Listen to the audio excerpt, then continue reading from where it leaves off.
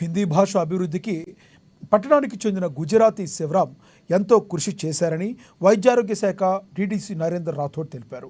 హిందీ భాషా దినోత్సవాన్ని పురస్కరించుకుని శివరాం సంస్మరణ సభను వారు నిర్వహించారు. ఈ సందర్భంగా హిందీ భాషా అభివృద్ధికి కృషి చేస్తున్న ఉపాధ్యాయులు ప్రముఖులను సత్కరించారు. ఎంతో మంది హిందీ ఉపాధ్యాయులను తయారు చేసిన మహనీయుడు శివరాం మాస్టర్ అని నరేందర్ రాథోడ్ తెలిపారు.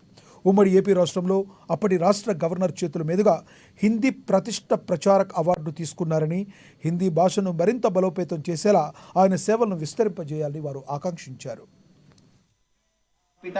మొట్టమొదటిసారిగా ఆదిలాబాద్ జిల్లాలో హిందీ బాగా ప్రచారం చేసి ఎందరో మంది హిందీ ఉపాధ్యాయులను తయారు చేసిన మహానుభావుడు మన గుజరాతీ శివరాం గారికి ఈ సందర్భంగా హిందీ దివస్ సందర్భంగా మనం ప్రత్యేకంగా గుర్తు చేసుకోవాల్సి వస్తుంది. ఎందుకంటే ఈరోజు ఆదిలాబాద్ జిల్లాలో స్టార్టింగ్లో ఉమ్మడి ఆంధ్రప్రదేశ్లో అప్పుడే స్టార్టింగ్ బర్నాల సార్లు కూడా ప్రతిష్టాత్మక అవార్డు కూడా ఇవ్వడం జరిగింది.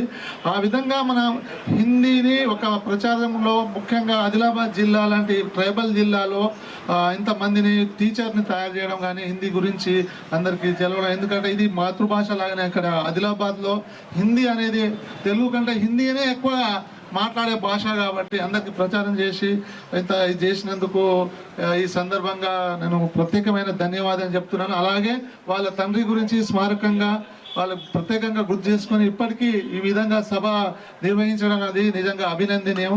ఈ విధంగా ప్రతి సంవత్సరం కూడా చేస్తే నిజంగా మనం అందరూ కూడా ఆ విధంగా మనం ఆ దిశలో పోతే హిందీ ప్రచారం హిందీ కానీ అన్ని లాంగ్వేజ్లో కానీ కవులు కళాకారులు ఏదైతే భాషా పండితులను అందరినీ మనం ఎంకరేజ్ చేసిన